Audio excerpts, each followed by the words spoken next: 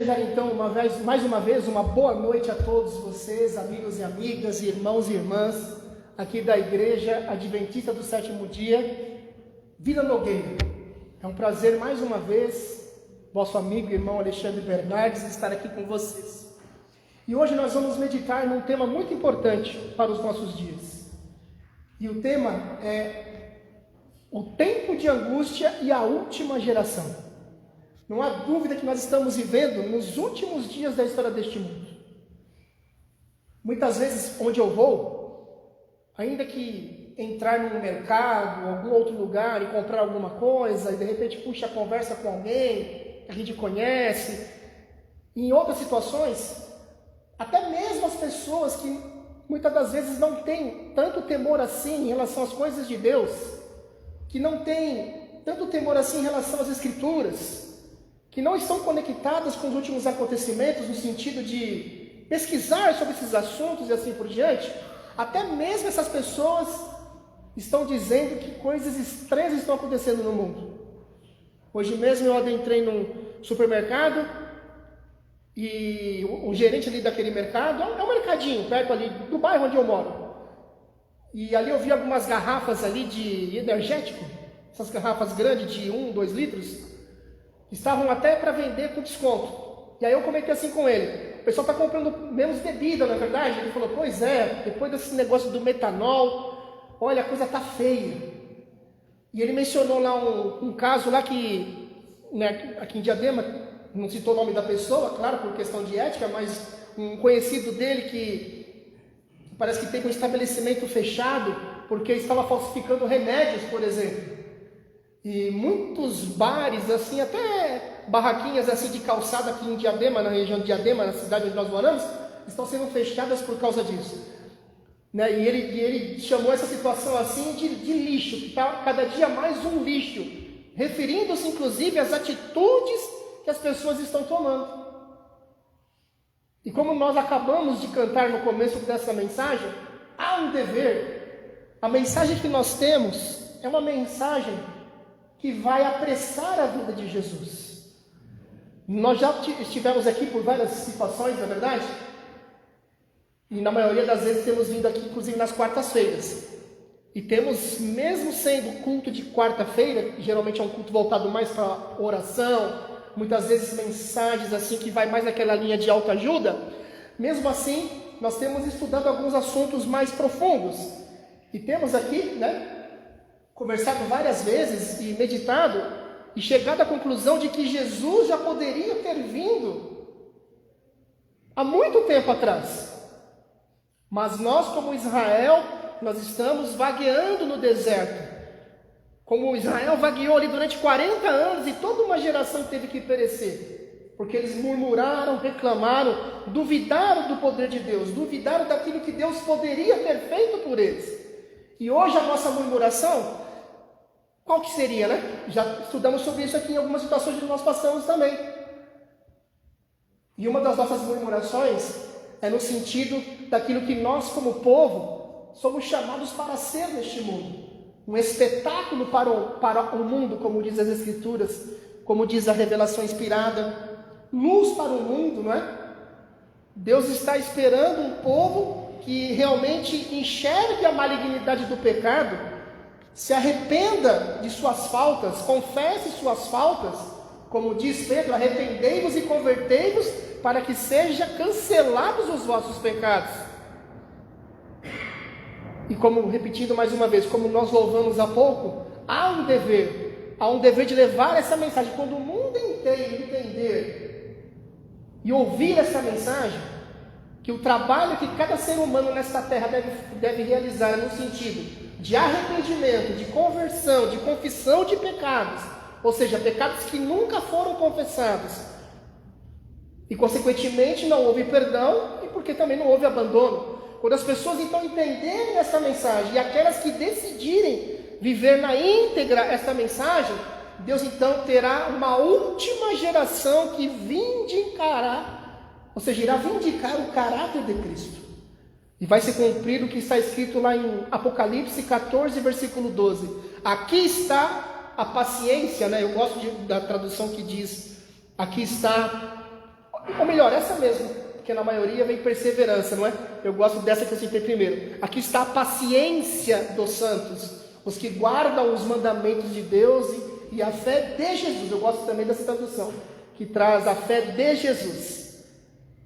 Mas por que isso não aconteceu ainda, não é verdade? Abramos em Daniel capítulo 12, por favor. Vamos ler Daniel capítulo 12, versículos 1 e versículos 2. Talvez a gente vai ler alguns outros versículos a mais aqui, mas sobretudo o versículo 1 e 2.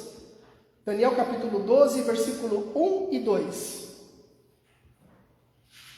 Todos acharam? Daniel, livro do profeta Daniel, Antigo Testamento, capítulo 12, versículo 1 e 2.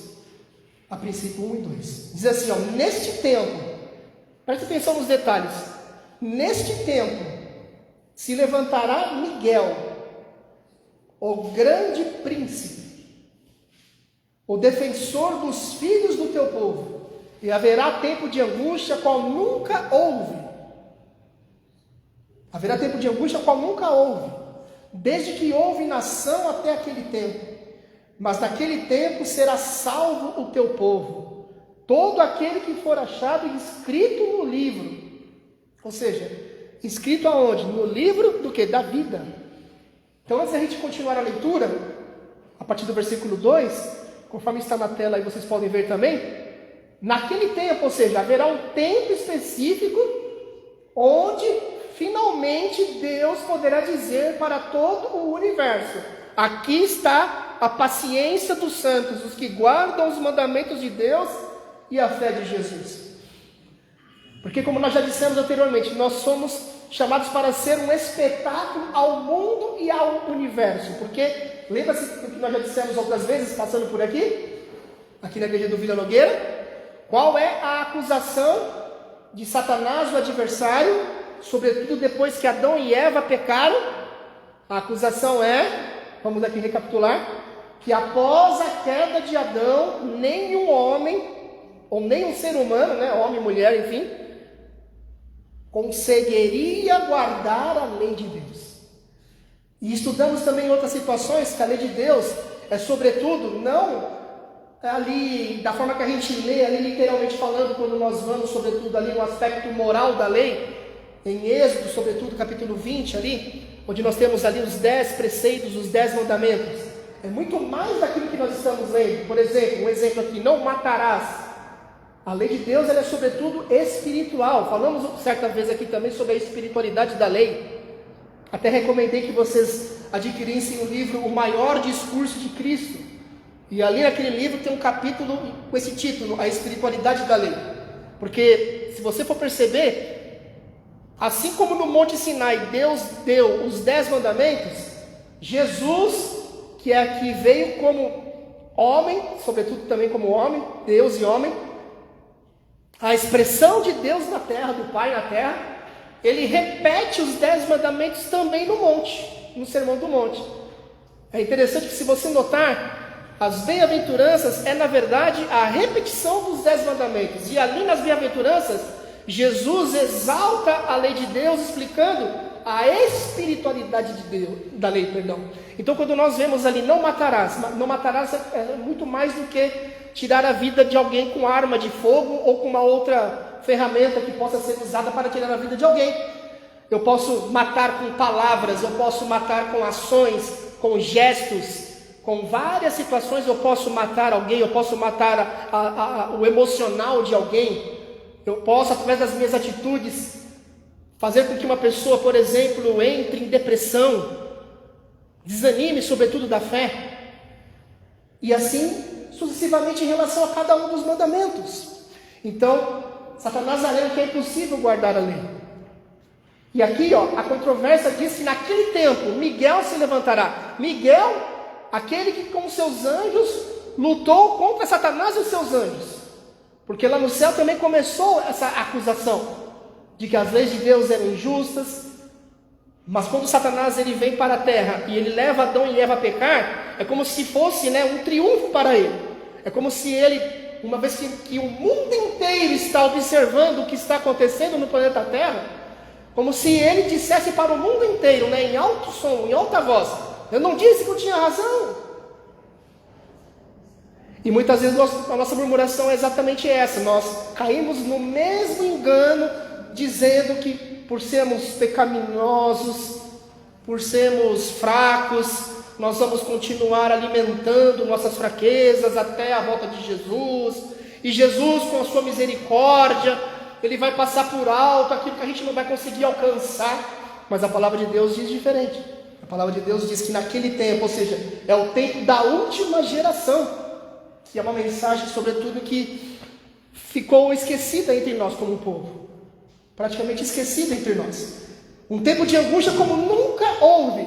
E ali diz então que aquele que for achado escrito no livro será salvo. E continuamos agora a partir do versículo 2. Vamos lá.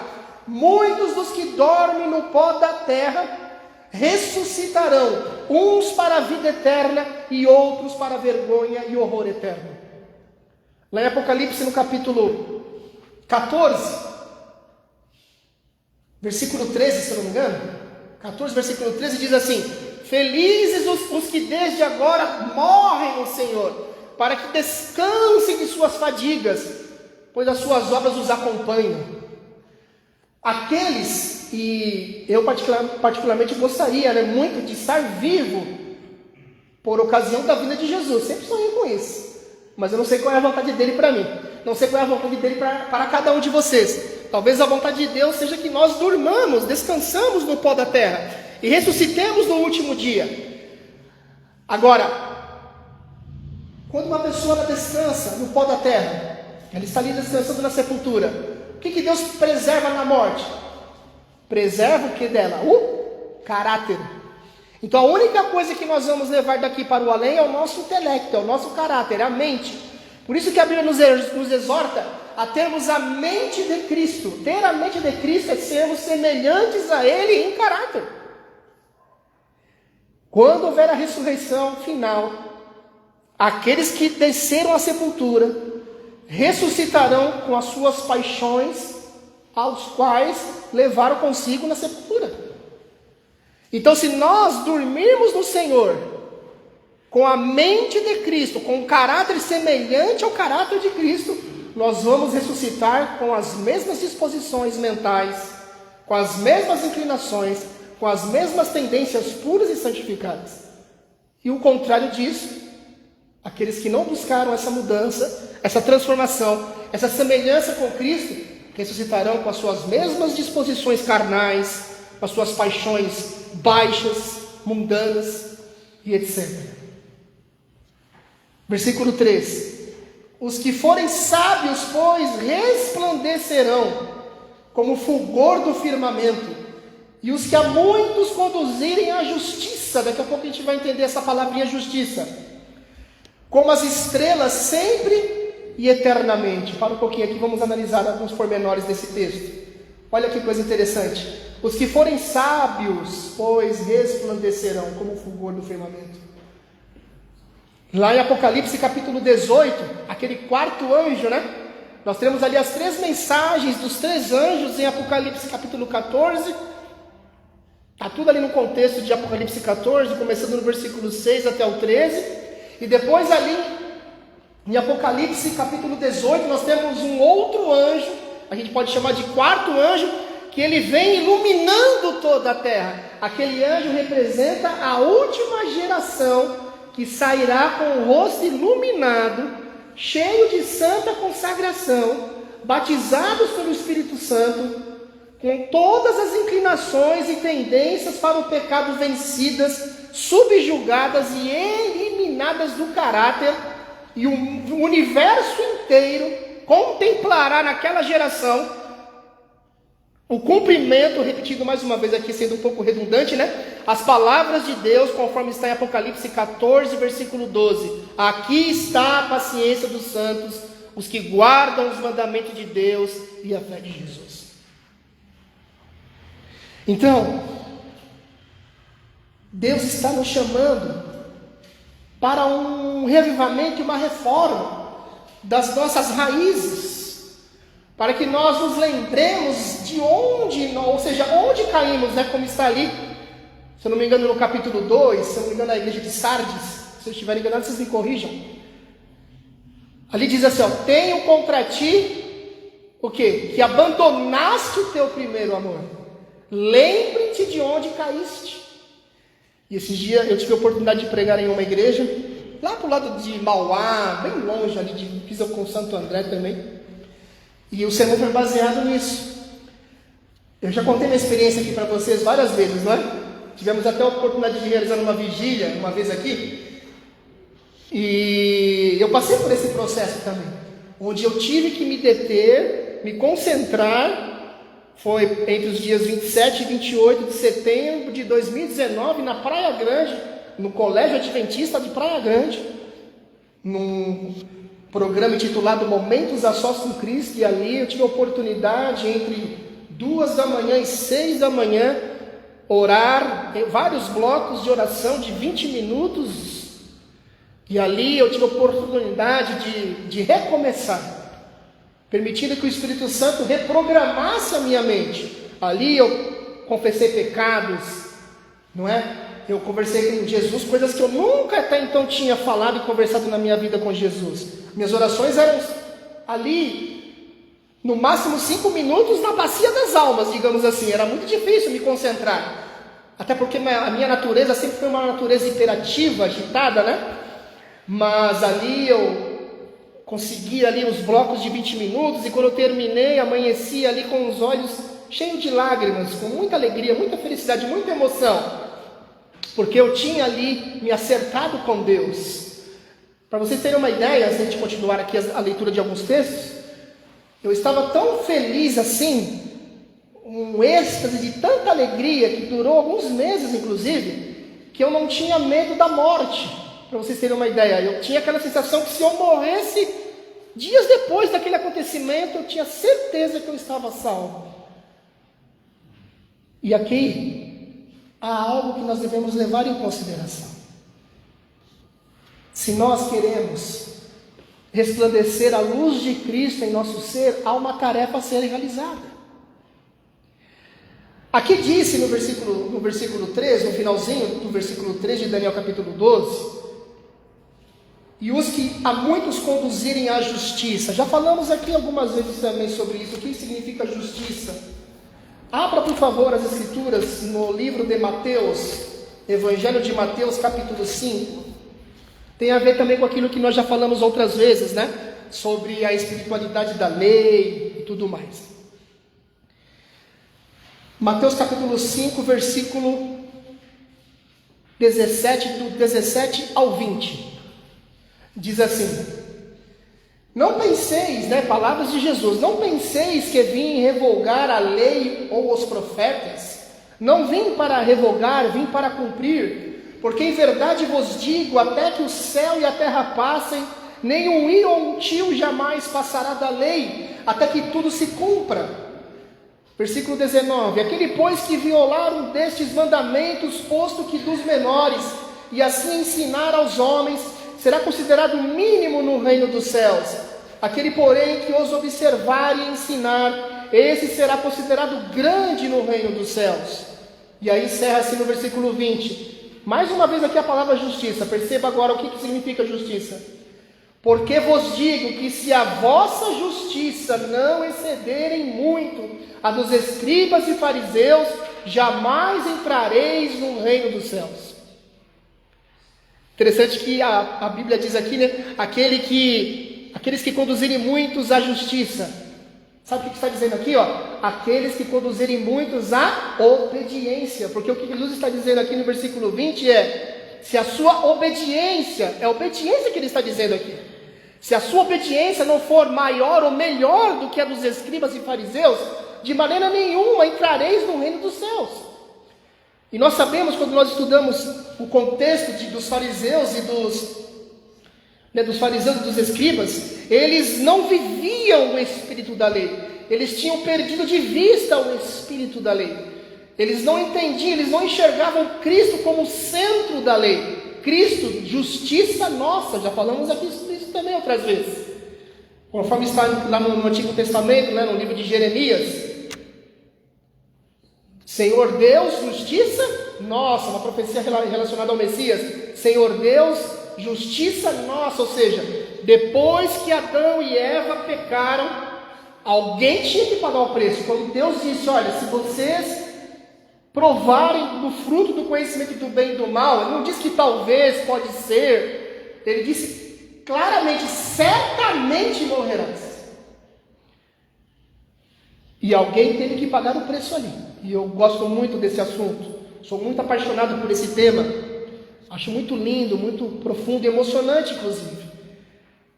Porque, veja só, abrindo um parênteses aqui, qual era a exigência para que Adão e Eva permanecessem vivos para sempre? Qual era a exigência? Tem uma palavra. Tem tudo a ver com o que nós estamos estudando até aqui. Inclusive tem a ver com a questão do que significa aqui justiça. Qual era a exigência? Isso. Mas tinha uma exigência para que eles não morressem. Para que eles não morressem, havia uma exigência. Obediência.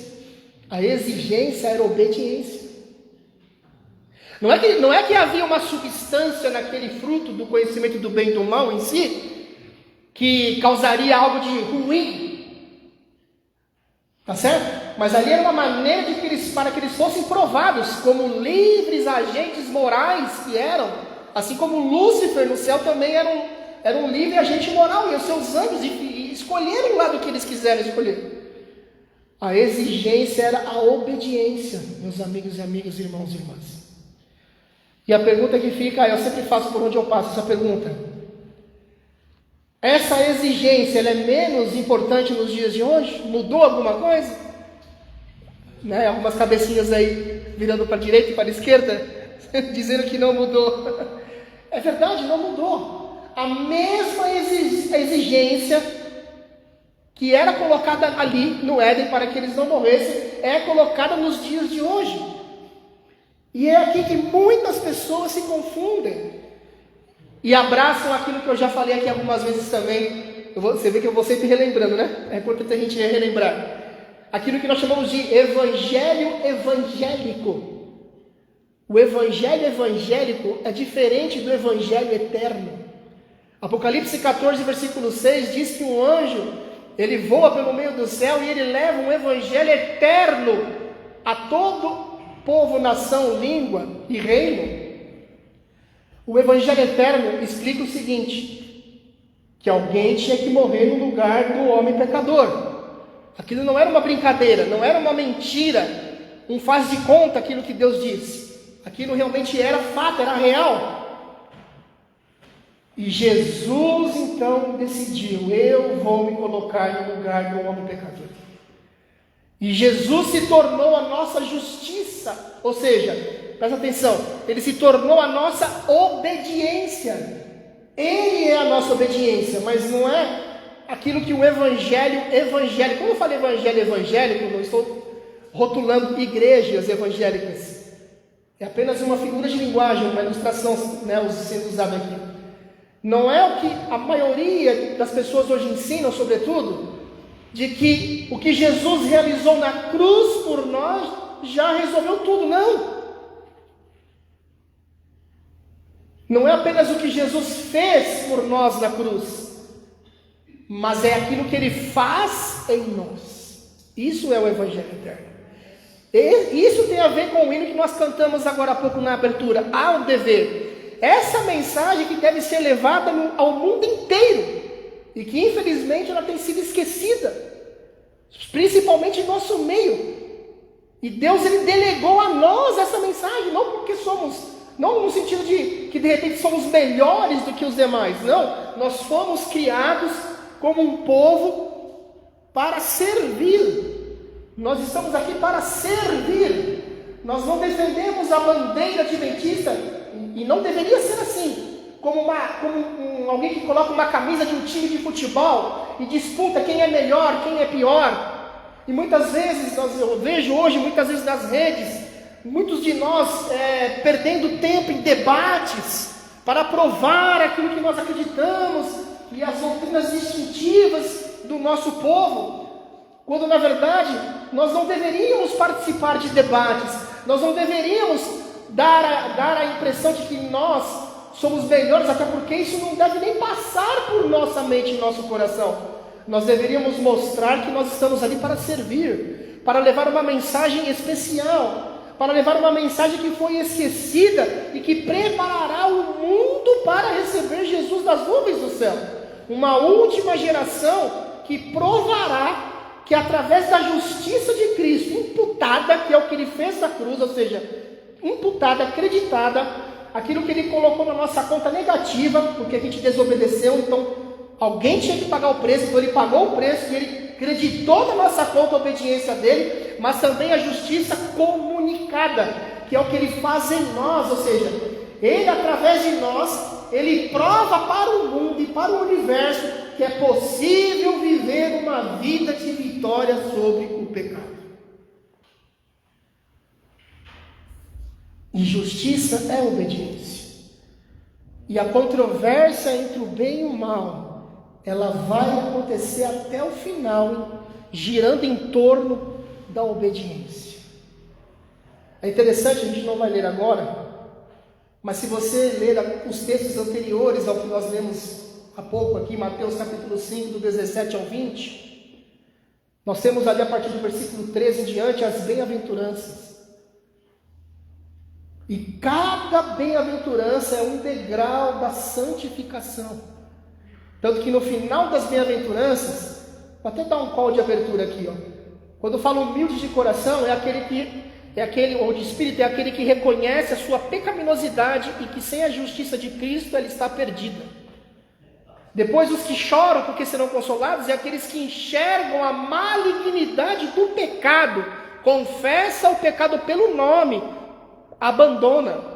E aí depois aqueles que são mansos, ou seja, vem aquela paz, a paz que excede todo entendimento. Eu falo isso porque foi exatamente a sequência que aconteceu na minha vida pessoal no ano de 2019. Depois vem ali os que têm fome e sede de justiça, ou seja, você reconheceu a tua pecaminosidade e a tua dependência de Deus, enxergou a malignidade do pecado e chorou por esses pecados aos pés de Cristo. Veio a paz que excede todo entendimento porque Ele te perdoou. Você chorou, se arrependeu, confessou, aí veio aquela paz, Ele te preencheu. Aí vem agora a vontade de justiça, olha que coisa linda, a vontade de obedecer, mas não uma obediência forçada, não uma obediência por medo. Muitas vezes, meus amigos e amigas, irmãos e irmãs, eu obedecia por medo de me perder. E eu falo aqui em nome de Jesus, Deus está ouvindo, Ele sabe que é verdade o que eu vou dizer aqui. Quando eu tive essa experiência lá em 2019, eu comecei a aprender a viver uma vida de obediência natural, ou seja, de um coração que foi conquistado pelo Espírito Santo. Então era uma obediência natural. E sabe o que acontecia? A minha vontade de estar com Jesus era tão grande que o meu medo de pecar não era no sentido de eu me perder, mas era de eu desonrar a Jesus. Louvado seja Deus, amém por isso. Então você precisa viver isso. Eu preciso continuar vivendo isso. Não posso deixar de viver isso. Nós não podemos deixar de viver isso. Então vem a sede de obediência, justiça, né? Justiça, como vimos, obediência. Depois vem bem-aventurados os misericordiosos, né? Eu acabei dizendo que eu não ia ler, mas a gente não aguenta, acaba lendo, né? Aí vem o quê?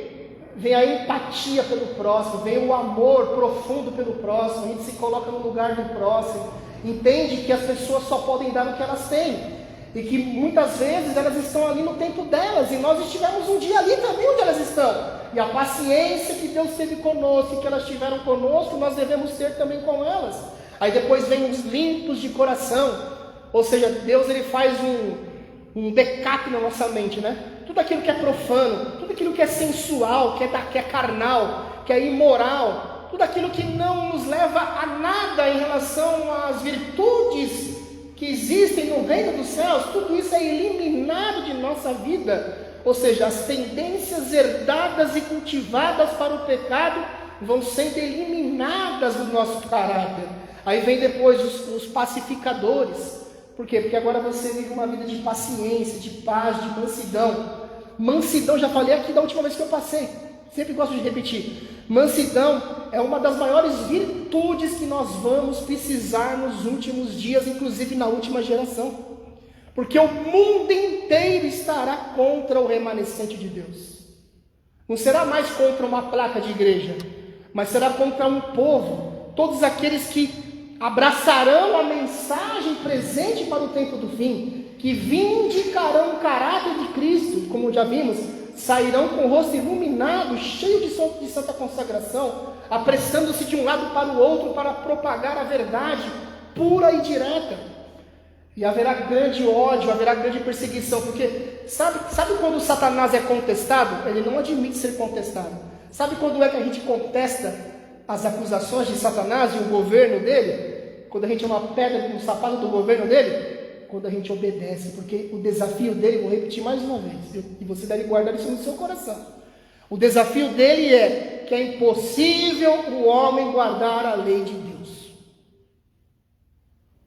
Mas quando nós entendemos a espiritualidade da lei, que nós podemos viver essas bem-aventuranças de forma muito simples e prática na nossa vida. Por exemplo, bem-aventurados os perseguidos por causa da justiça. Novamente, por causa do quê? Da obediência.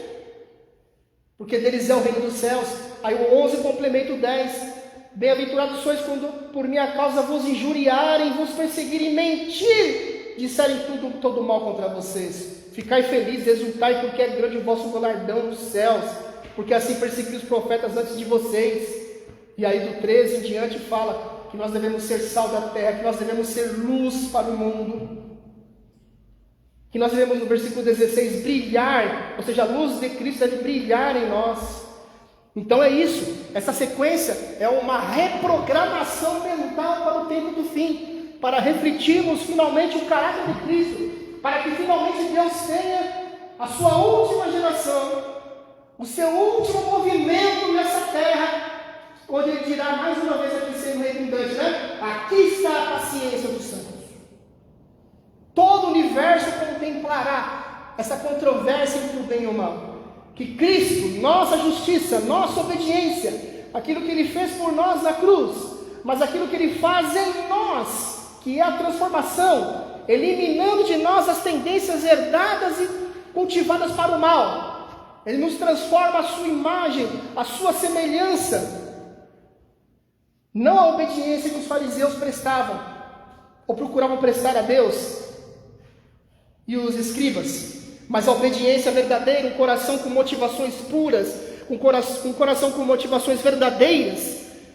E é natural, né, que à medida que nós estamos neste mundo, a gente vai sendo tentado a se cansar, não é verdade?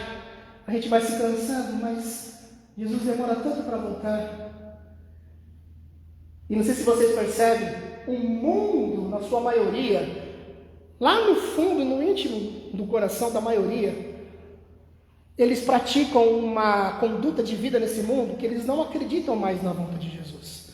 Por isso que o mundo, se você perceber, está passando por uma transformação, principalmente nos Estados Unidos, agora no governo do Donald Trump, onde eles estão focando agora a mudança do mundo na questão do que o homem vai fazer no mundo, a falsa paz. E isso está envolvendo igreja e Estado. Mas enquanto houver pecado, não haverá paz de verdade. Porque a Bíblia fala nem por força nem por violência, mas pelo meu Espírito. Talvez muitos obedecerão à falsa paz por medo de serem presos e perseguidos. Mas enquanto houver pecado, enquanto o pecado não for erradicado do planeta, não haverá verdadeira paz. Por isso que aquele pequeno grupo, aquele pequeno remanescente, iluminará toda a terra. Eu quero fazer mais algumas considerações aqui, antes de terminar com rápidas leituras da revelação inspirada. Ali no livro de Apocalipse, capítulo 12, versículo 7, Apocalipse, capítulo 14, 14, versículo 7, a primeira mensagem angélica. 14 de Apocalipse, versículo 7 diz assim: dizendo em grande voz, temei a Deus e dai-lhe glória, pois é chegada a hora do seu juízo, e adorai aquele que fez o céu e a terra, e o mar e as fontes das águas. E na 1 de Pedro, por favor, 1 de Pedro, capítulo 4, versículo 17, venha comigo por favor ali. 1 de Pedro, capítulo 4, versículo 17. Nós vimos ali em Apocalipse 14, temei a Deus, dai-lhe glória. Enquanto você vai procurando aí, 1 de Pedro 4, 17, o que significa dar glória a Deus? Sabe o que significa? Obediência. Quando nós obedecemos, através de Cristo, nossa justiça, vou sempre repetir aqui para ficar gravado na sua mente, aquilo que Ele fez por nós, mas aquilo que Ele faz em nós, e nós nos tornamos então semelhantes a Ele, nós damos glória a Deus. Assim como Jesus lá em João capítulo 17 diz: Pai, eu te glorifiquei na terra, ou seja, eu na condição humana de 4.000 anos de pecado, eu provei que é possível guardar a tua lei. Apocalipse fala de um juízo. Na 1 de Pedro 4,17 diz: porque a ocasião de começar o juízo pela casa de Deus é chegada. Ora, se primeiro vem por nós, qual será o fim daqueles que não obedecem ao Evangelho de Deus? E Jesus, nesse momento, Ele está quase encerrando a sua obra de intercessão pela humanidade no céu. E assim como Jesus um dia lá na cruz diz: está consumado, porque o sacrifício de Cristo lá na cruz foi perfeito, foi um sacrifício perfeito, foi uma expiação perfeita, mas foi uma fase de expiação. Uma segunda fase de expiação continua. Por quê? Porque Satanás agora desafia a Deus dizendo: tudo bem, Jesus guardou a lei, é verdade, Ele veio na humanidade de 4.000 anos de pecado, guardou a lei, mas eu quero ver o Senhor apresentar um ser humano neste mundo que guarde a lei. E é essa a obra que Jesus realiza lá no Santíssimo, diante do propiciatório, onde está ali a arca original, onde contém ali os 10 mandamentos. Daqui a pouco eu vou terminar lendo ali alguns textos da revelação inspirada, mas eu quero que você primeiramente avance comigo em Apocalipse capítulo, por favor, capítulo 11, versículo 19. Apocalipse capítulo 11, versículo 19. Apocalipse 11, 19. Abriu-se então o santuário de Deus que se acha no céu, e foi vista a arca da aliança no seu santuário, e sobrevieram relâmpagos, vozes, trovões, terremoto e grande sarevada. A última grande crise, meu amigo e minha amiga, meu irmão e minha irmã, virá sobre o mundo com uma tremenda surpresa. E assim como Jesus lá na cruz ele disse: está consumado. Em outras palavras: Pai, está provado. Eu gosto muito disso, fico até emocionado. Está comprovado, Pai. Eu, na condição humana, de 4.000 anos de pecado, guardei a tua santa lei. Inclusive, eu gosto muito de pensar nisso, me emociono muito, de imaginar, né? Porque Jesus ele teve que morrer no lugar daquele casal, porque ali era para morrer, mas morrer, morte morrida, vamos colocar assim, para não existir nunca mais. Ou seja, Jesus ele sofreu a segunda morte. E eu gosto de imaginar o seguinte, que assim, mesmo que ele nunca mais ressuscitasse, porque ele teve que pagar um preço, ficou provado que a lei de Deus é possível de ser guardada. E por onde eu passo, eu sempre pergunto: e agora? O que você vai fazer com essa mensagem, irmão? Eu falo bem assim, hoje eu repito aqui: o que você vai fazer agora com essa mensagem? De saber que um dia alguém morreu por você, na condição humana de 4.000 anos de pecado, foi tentado como toda a família humana é tentada, conforme está lá em Hebreus capítulo 2, a partir do versículo 14 em diante, Hebreus capítulo 4, versículo 15. E de repente ele nunca mais ressuscitasse, porque ele tinha que pagar o preço, mas você vivesse para sempre. O que você vai fazer com essa mensagem agora, meu amigo e minha amiga? Mas graças a Deus que ele ressuscitou, amém? E ele subiu ao Pai, o Pai aceitou o seu sacrifício. E agora, a última obra de expiação sendo realizada no Santíssimo.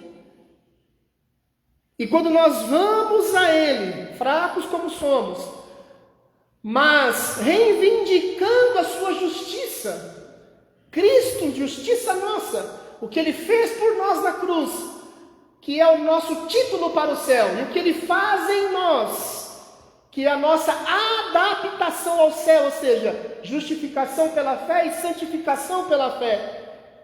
Quando nós vamos a Ele, e nós confessamos cada um dos nossos pecados, Ele é fiel e justo para nos perdoar e para nos purificar e para cancelar os nossos pecados. Atos capítulo 3, versículo 19 e 20.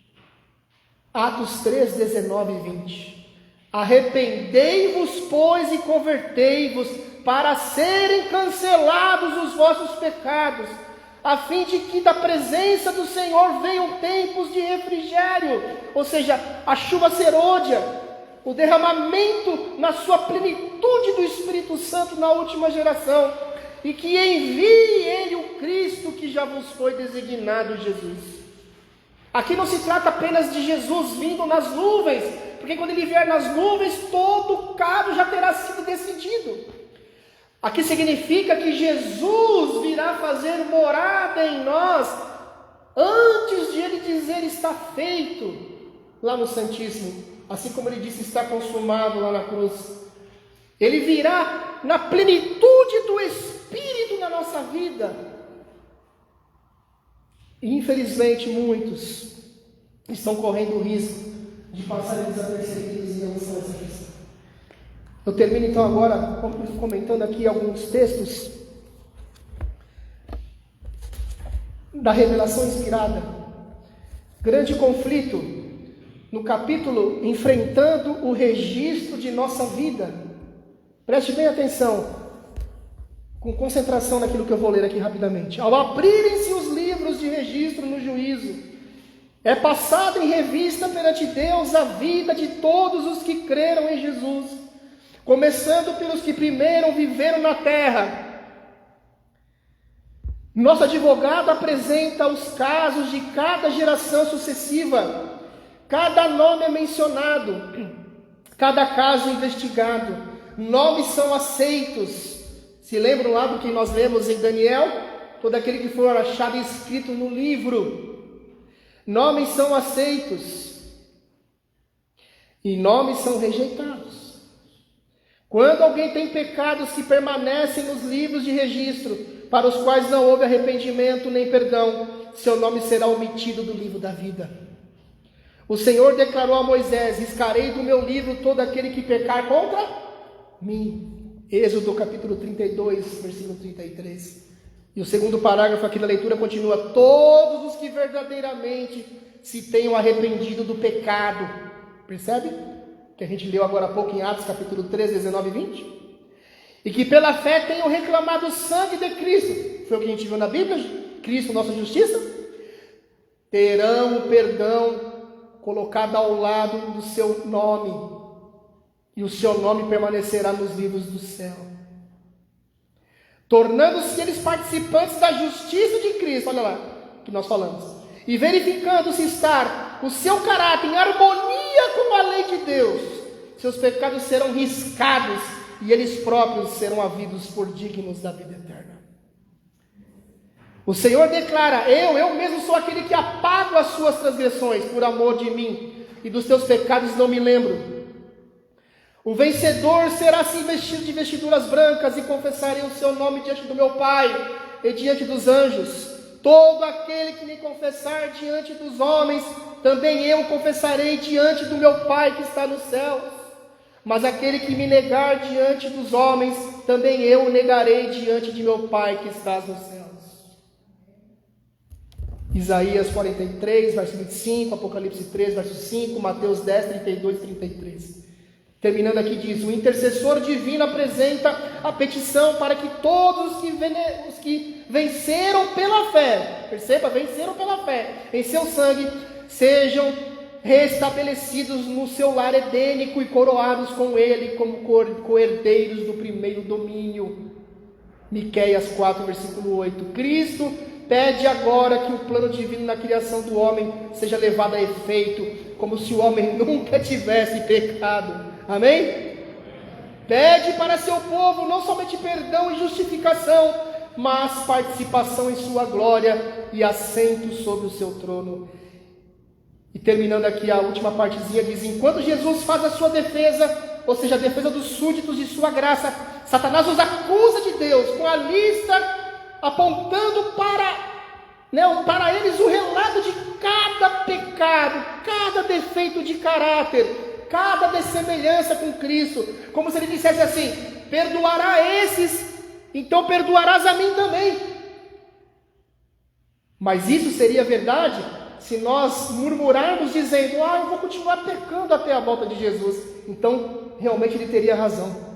Mas aqueles que se apropriaram da justiça de Cristo e alcançaram a semelhança pela fé em Cristo, sabe o que Jesus faz? Diz que Jesus não bate boca com Satanás. Mesmo que Satanás faça isso, não bate boca. Jesus não lhe justifica os pecados, mas apresenta o seu arrependimento. Atos 3, versos 19 e 20, que a gente leu. E a fé. Reclamando perdão para eles, ergue as mãos feridas perante o Pai, dizendo: os gravei na palma da minha mão. Sacrifícios agradáveis a Deus são o espírito quebrantado, coração compungido e contrito. Não desprezarás, ó Deus. Salmo 51, 17. E eu termino definitivamente lendo apenas uma linha dessa meditação, a caminho do lar, de 2017. No dia 12 de dezembro, intitulada os 144 mil. Olhei e eis o Cordeiro em pé sobre o monte Sião, e com ele 144 mil, tendo na fronte escrito o seu nome. O que é isso? É o caráter de Deus em nosso nome. E o nome de seu Pai. E lá na última linha ali, desse dia, 12 de dezembro, intitulado 144 mil, diz assim, olha só que diz assim, deixa eu pegar aqui uma parte importante, olha só: esses que seguem o Cordeiro para onde quer que vá, viram a terra devastada pela fome. Olha o tempo de angústia aqui, viram a terra devastada pela fome e a pestilência, a última geração. O sol com poder abrasador sobre os seres humanos, com grandes calores, e eles próprios suportaram o sofrimento, a fome e a sede. Entretanto, jamais terão fome, nunca mais terão sede, e não cairá sobre eles o sol, nem ardor algum, pois o Cordeiro que se encontra no meio do trono os apacentará e os guiará para as fontes de águas da vida. E Deus lhes enxugará dos olhos toda lágrima. E agora a última linha definitiva, a gente termina aqui. Por sua experiência, olha aqui, experiência. Poderíamos resumir o sermão de hoje nisso: uma experiência a sós com Cristo e de transformação de caráter, né? Por sua experiência dolorosa, compreenderam a malignidade do pecado, ou seja, como o pecado é cruel, devastador, sentiram tristeza, aprenderam a ter nojo do pecado, passaram pelo grande tempo de angústia de Jacó, clamaram dia e noite por salvação, compreenderam a malignidade do pecado, seu poder, sua culpa, suas desgraças, e olham para ele com aversão. Meu amigo e minha amiga, meu irmão e minha irmã, em breve, muito em breve, Jesus dirá, lá no Santíssimo, onde ele intercede por nós, está feito. E cada caso estará decidido, ou para a vida eterna, ou para a morte eterna. E hoje você não veio aqui por acaso. Nesta quarta-feira, meio fria, não é? Você se deslocou da sua casa, porque já estava registrado nos anais da história do livro da vida, que um dia você ia estar aqui. Mas a pergunta que fica é para você e para mim. Ao sairmos daqui, o que nós vamos fazer com essa mensagem? É como acontece geralmente na maioria das vezes, passa um dia, 2 dias, 1 semana, 2 semanas, 3 semanas, e tudo vai voltar ao normal. E aí de repente precisará passar novamente alguém aqui para trazer mais uma mensagem, que dê uma chacoalhada.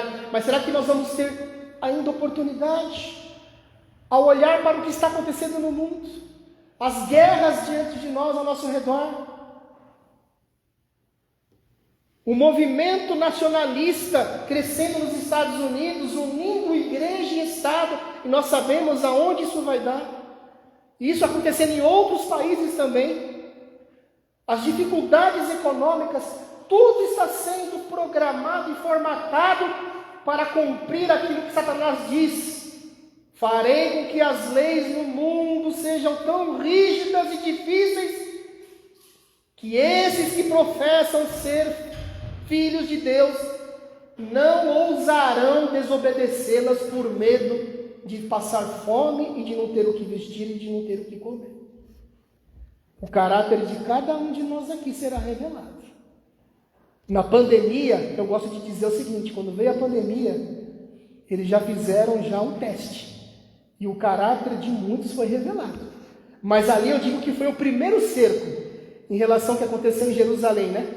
Quando Jesus disse, quando virdes Jerusalém cercada e sitiada, fujam. E ali no ano 66 da nossa era, Céstio com seu exército e com suas legiões cercaram Jerusalém. Mas de forma sobrenatural houve um recuo. E alguns judeus perseguiram este exército romano, inclusive conseguiram capturar alguns desses soldados e violentá-los, e voltaram com triunfo, achando que realmente eles eram de Deus, eram um povo de Deus, observando ali a lei de Deus, o sábado, mas de forma totalmente, nada espiritualmente falando, de forma legalista, totalmente errado, conforme Jesus ensina nas Escrituras, e nós sabemos muito bem disso, mas por causa disso achavam que eram um povo de Deus. E quando veio ali o general Tito, o segundo cerco, no ano 70, não houve mais recuo. E eles ficaram ali, e a fome começou. E lá em Lamentações de Jeremias diz que as mães cozeram seus próprios filhos para se alimentar. E o segundo cerco virá agora de novo, meu amigo e minha amiga. O primeiro cerco já veio. Quando vier agora a próxima prova, não vai ter mais escapatória. E poderíamos aqui falar de muitas outras coisas, mas o tempo já se esgotou. Que você e eu não sejamos pegos nesse segundo cerco, mas sejamos achados íntegros, irrepreensíveis. E não precisamos ter medo deste dia. Leia Salmo 91 hoje antes de você dormir e converse com Jesus, conforme eu já ensinei aqui outras vezes. Não converse com Jesus apenas pedindo e agradecendo, mas abra seu coração a Ele. Diga a Ele quem você é. Se ainda há fraquezas em você e tendências de pecados acariciados, fale sobre isso com Ele. Ele entende você. Jesus, Ele entende aonde há o sofrimento, aonde há a tentação, Ele sabe o que é sofrer, o que é ser tentado.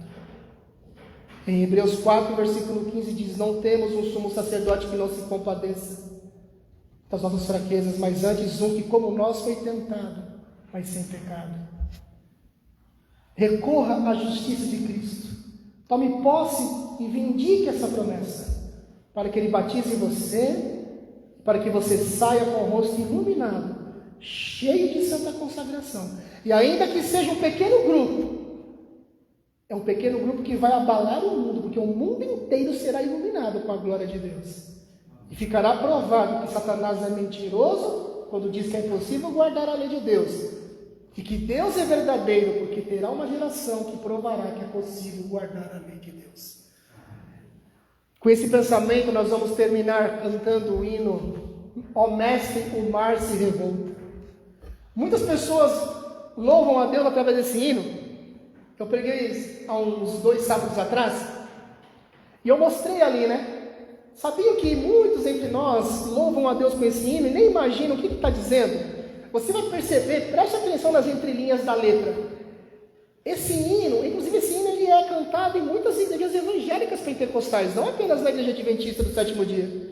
E ali diz, ó mestre, o mar se revolta. E tem uma parte que diz assim, não temos um Salvador. Sabe o que está dizendo ali? É aquele momento de Cristo de ir lá no Santíssimo. Ele vai dizer, está feito. Ele deixará o Santíssimo, não haverá mais intercessor por algum pecador que não se arrependeu. E só estará em pé aqueles que passaram por esse processo todo que nós vimos hoje aqui, que se arrependeram, que confessaram o pecado. Eles estarão batizados com o Espírito Santo e não cometerão nenhum pecado até Jesus aparecer no céu. Passarão pelas pragas, pelo tempo de angústia de Jacó, estarão ainda na natureza humana caída, porém vencendo a cada dia no sentido de resistir à tentação, porque eles não terão mais pecados para confessar e não cederão mais ao pecado. E esse livro fala que quando vieres o mundo todo estará convulsionado.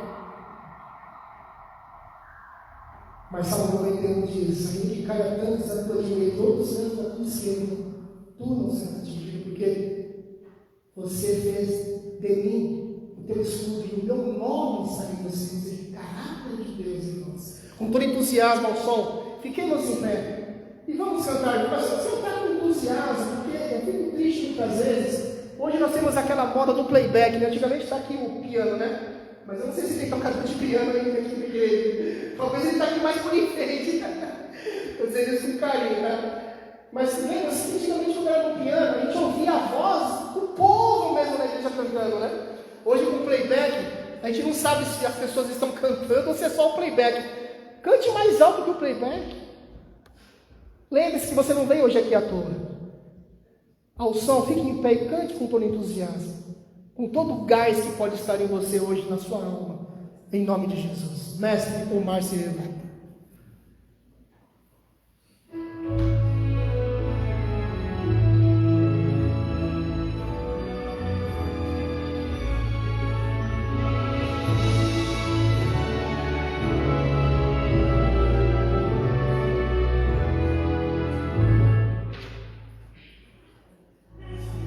Se revolta, as ondas nos dão pavor, o céu se reveste de trevas, não temos um Salvador, estamos morrendo, podes assim dormir, se a cada momento nos vemos, já prestes vamos lá, bem animado. As ondas atendem ao meu andar, sossegar. Quer seja este revolto mar, a ira dos homens, o jeito do mal, as almas não podem amar, e leva ao Senhor, vem do céu e mar.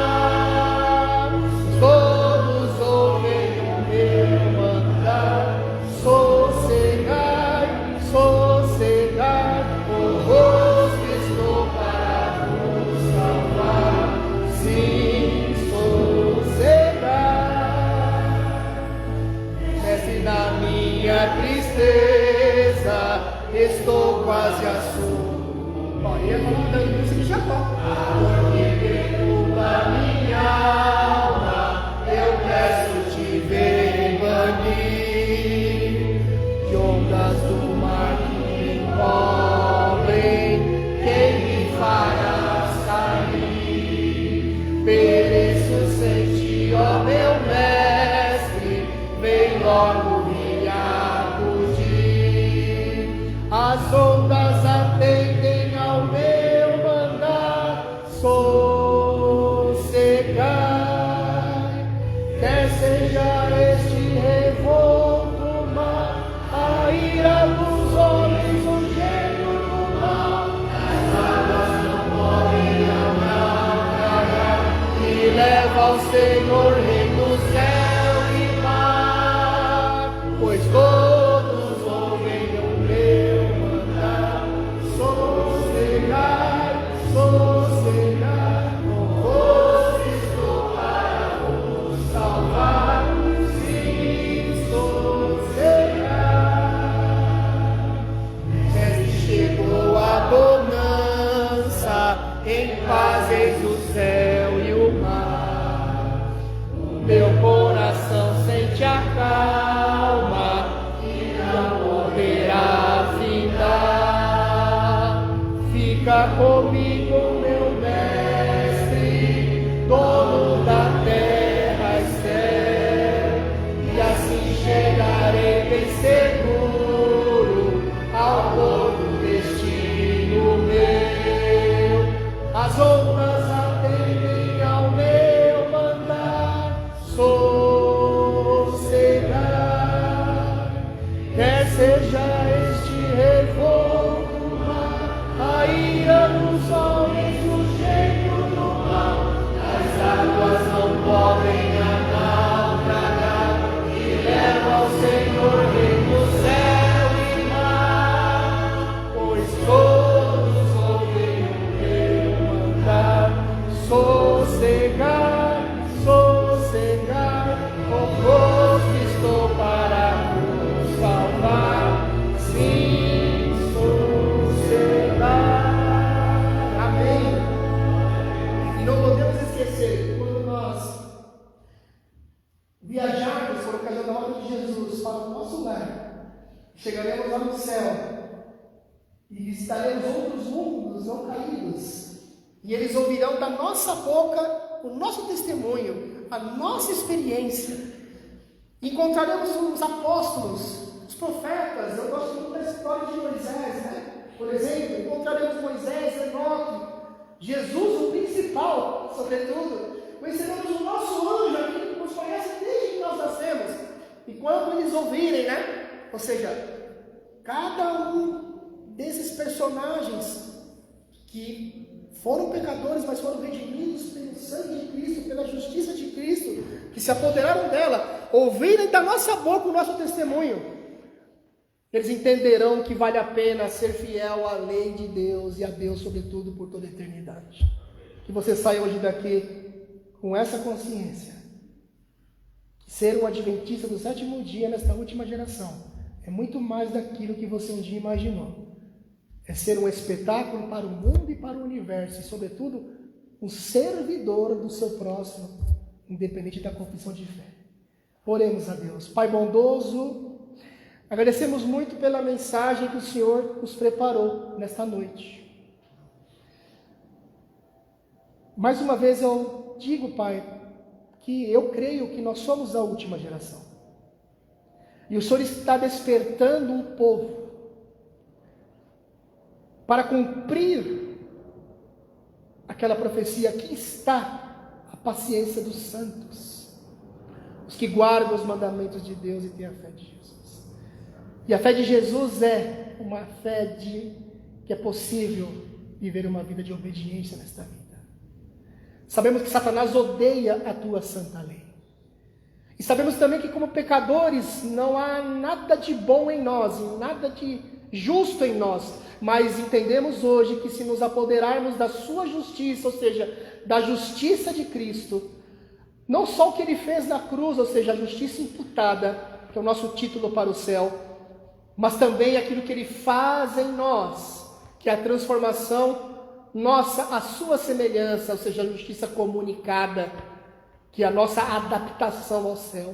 Quando nós nos apoderamos desta justiça, nós passamos a passar por um processo de reprogramação da mente, para termos a mente de Cristo. Se não for assim, ó Pai, Satanás então vai reivindicar a autoridade, dizendo: se esses podem serem salvos, eu posso também. Que coisa terrível. Mas a palavra diz que ele será desmascarado, que haverá um remanescente que poderá, pela fé, reivindicar a autoridade em Cristo, de dizer que ele é mentiroso, Satanás é mentiroso, e que o Senhor é verdadeiro. Hoje o Senhor está como se fosse, por exemplo, alguém no banco dos réus, porque o Senhor está sendo acusado de injusto, de suas leis serem injustas, de serem impossíveis de ser obedecidas, mas o Senhor terá uma geração final que vindicará o teu caráter. Repetindo mais uma vez, não pelas próprias forças, mas pela fé, pela justiça de Cristo. E eu termino, ó Pai, clamando que nada tire de nosso coração, de nossa mente, o que nós aprendemos essa noite, que nós ouvimos. Passamos até um pouco do horário, não é comum isso acontecer num culto de quarta-feira, mas há tantas coisas que nós, como povo, temos esquecido e precisamos novamente relembrar, que muitas vezes é necessário a gente ficar mais tempo na tua presença, inclusive na igreja. Mas a gente sabe que vale a pena. E que nós vivamos isso já a partir de hoje, para que nós aprendamos a sermos como Cristo, sobretudo mansos e servidores. Não queremos ser servidos, mas servir o nosso próximo. Venha logo, Pai, nos buscar. Não aguentamos mais este mundo. Mas sabemos que se fizermos a nossa parte, então o Senhor fará a sua, pois assim estaremos colaborando para apressar a vinda de Jesus. Estamos indo para casa agora, nos proteja, nos guarde de todo o mal e nos prepare para o próximo sábado, de estarmos na tua presença, com o coração cheio de alegria e da paz que excede todo entendimento. É o que nós te pedimos e te agradecemos. E que nós não nos esqueçamos de ir a ti, através de momentos a sós, e nos concentrar para confessar pecados que nós talvez nunca confessamos. E por isso que não houve perdão, e que haja abandono, e assim o nosso nome permaneça escrito no livro da vida. Em nome de Jesus te rogamos e agradecemos. Amém. Deus abençoe a todos. Uma excelente noite em nome de Jesus.